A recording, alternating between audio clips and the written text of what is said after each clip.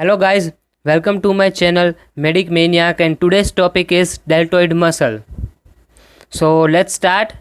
So in this we have to first see, yes, as we know, what we have to learn about muscle. So the basic things are origin, insertions, nerve supply and actions of that muscle. Okay, so let's see first origin. The origin is from anterior border and adjoining surface of the lateral one third of clavicle. So let me tell you that deltoid muscle is getting originate from three places, from three structures, not three structures but from three different places. Okay, so the first we have the lateral one third of clavicle. As we all know that clavicle is divided into medial two third and lateral one third. So deltoid is originating from lateral one third of clavicle.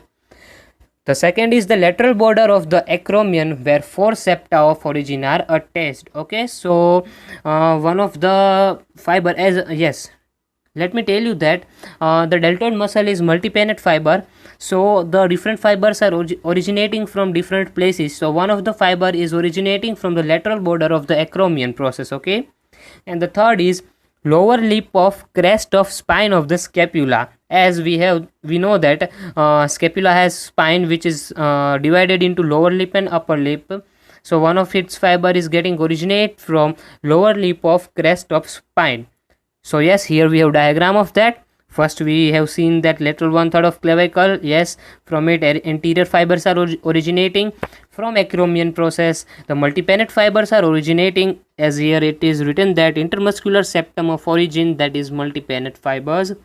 Then from spine of scapula, that is lower lip of spine of scapula, the posterior fibers are originating. Okay, so what are the insertions? So the insertions are, just this muscle is getting inserted just only into one place, and that is deltoid tuberosity. So let's see the deltoid tuberosity of the humerus, where three septa of insertions are attached. As we have seen, there are three fibers, anterior, posterior and multipennate fibers. They all three gets converged and get inserted into our deltoid tuberosity. Okay, so as I have told that deltoid is a multipennate muscle which is made up of anterior fibers, posterior fibers and multipennate fibers, which converge and inserts into the deltoid tuberosity. Okay, and yes, deltoid tuberosity is a tuberosity in our bone, that is humerus. Okay, so what are the nerve supply? Nerve supplies are very easy, as we have to remember only one thing, that is axillary nerve, and their root value is C5 and C6. Axillary nerve is a branch, it's a nerve from brachial plexus. Okay, and if you have not seen my video on brachial plexus and its clinical anatomy, then just go and check that videos. Okay, so let's see now actions. Okay, so first we have the multipennate acromial fibers are powerful abductors of the arm at the shoulder joint from beginning to 90 degree. So the most important action of this deltoid muscle, this muscle, is abduction from beginning to 90 degree. That means when our hand is hang aside, that our hand is hanging by side, and from that position when we take our hand to the 90 degree, then that action is done by our muscle known as deltoid, that is by deltoid muscle. Now the second is the anterior fibers are flexors and medial rotators of the arm, and posterior fibers are extensors and lateral rotators of arm. So it is very easy to remember that anterior fibers and posterior fibers both are opposite. Definitely anterior and posterior are opposite to each other.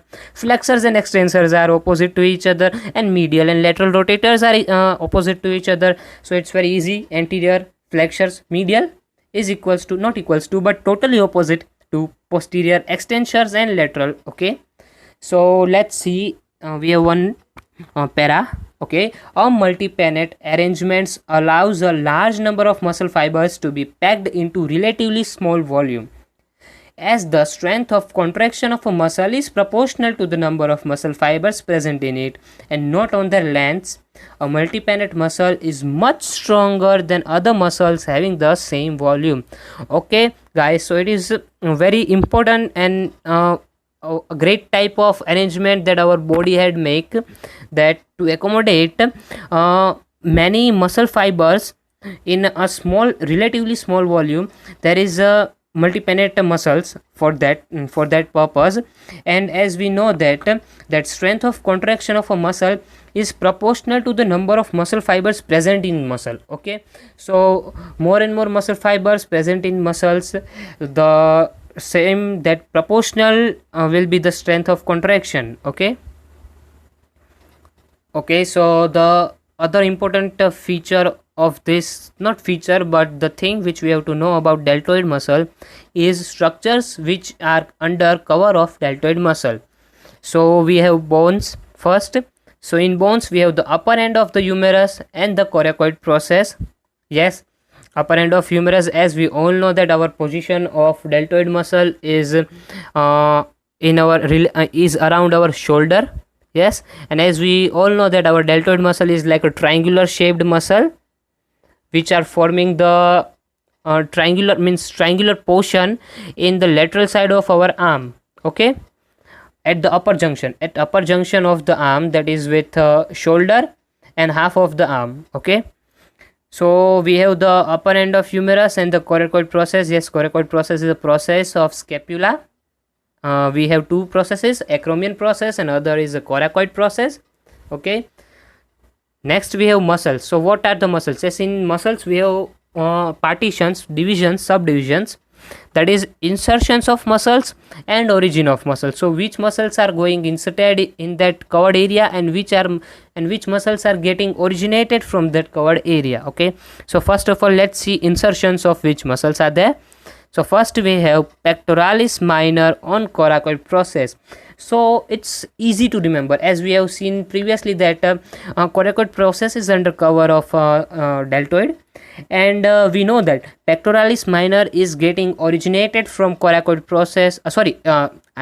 Not originated but getting inserted into the coracoid process. So it's simple, as coracoid process is under cover of deltoid, then yes, it's must obvious that pectoralis minor is also under the cover of deltoid muscle, that is insertion of pectoralis minor. Okay, second we have supraspinatus, infraspinatus and teres minor on the greater tubercle of humerus. Let me tell you one thing, greater tubercle of humerus and the lesser tubercle of humerus are also under cover of deltoid muscle. And we know that seat muscle means SIT, that is supraspinatus, infraspinatus and teres minor are getting inserted into the greater tubercle of humerus, and as our greater tubercle is also under the cover of deltoid muscle, so yes, it's obvious that seat muscle is also getting inserted and under cover of deltoid muscle. Okay, now third we have subscapularis on lesser tubercle of humerus. Okay, so subscapularis are getting inserted into the lesser tubercle of humerus. So yes, it's obvious that it is also going to be under cover of deltoid muscle. Then we have fourth. Okay, so guys, what you have to understand and what you have to remember is only the origin and insertions of muscle which are getting around the shoulder joint in the bones which are around the shoulder joint. Okay, if you know that, then this will be very easy for you. So for this you have to remember, you have to learn the origin and insertions of the pectoral girdle, the muscles around pectoral girdle and the muscles which are forming the pectoral girdle. Okay, so now fourth we have pectoralis major, teres major and latissimus dorsi on the intertubercular sulcus of the humerus. So yeah, it is very easy to remember. Lady between two majors. Lady means latissimus dorsi between two majors, that is pectoralis major and teres major. And as we know that latissimus dorsi is inserted into the groove between the two tubercles of humerus, that is a greater tubercle and lesser tubercle of humerus. Okay, so pectoralis major, teres major and latissimus dorsi on the intertubercular sulcus of the humerus.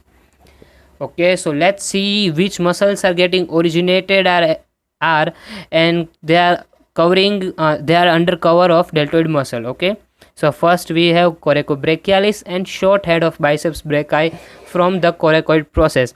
Yes, so coracobrachialis and short head of biceps are getting originated from the coracoid process. Yes, it is easy to remember that coracobrachialis, that is coraco, so it is getting originated from coracoid process. Second we have long head of the biceps brachii from the supraglenoid tubercle. Okay, supraglenoid tubercle of scapula. So glenoidal labrum. Okay, so in scapula we have glenoidal labrum, in which the head of humerus get fixed. Above that we have one tubercle, that is known as supraglenoid tubercle, and below it we have one tubercle known as infraglenoid tubercle.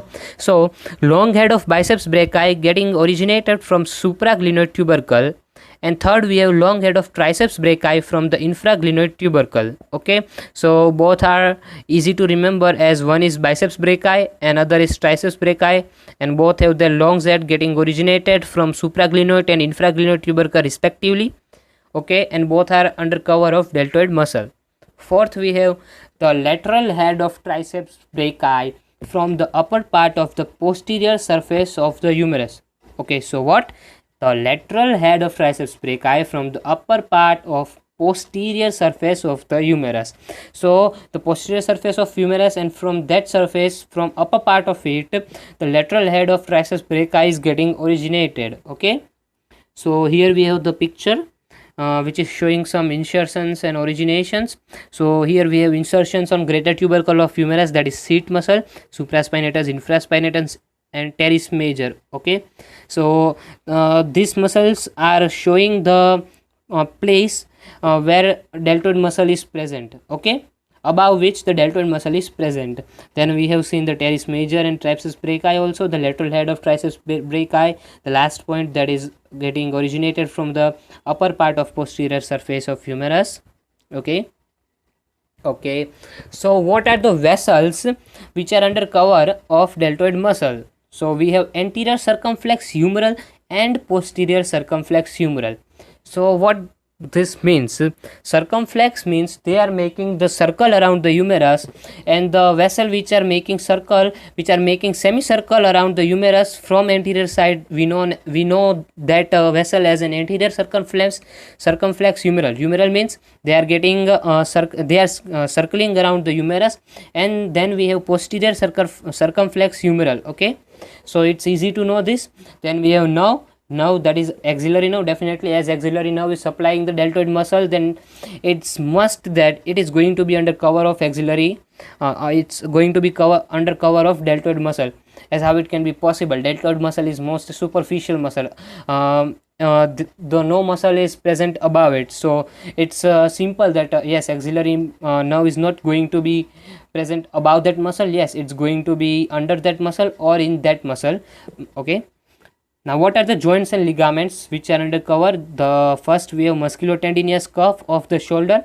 Musculotendinous cuff, or said rotator cuff. Rotator cuff, it includes the SITS, SITS muscles, supraspinatus, infraspinatus, teres major. Okay, and one we have subscapularis.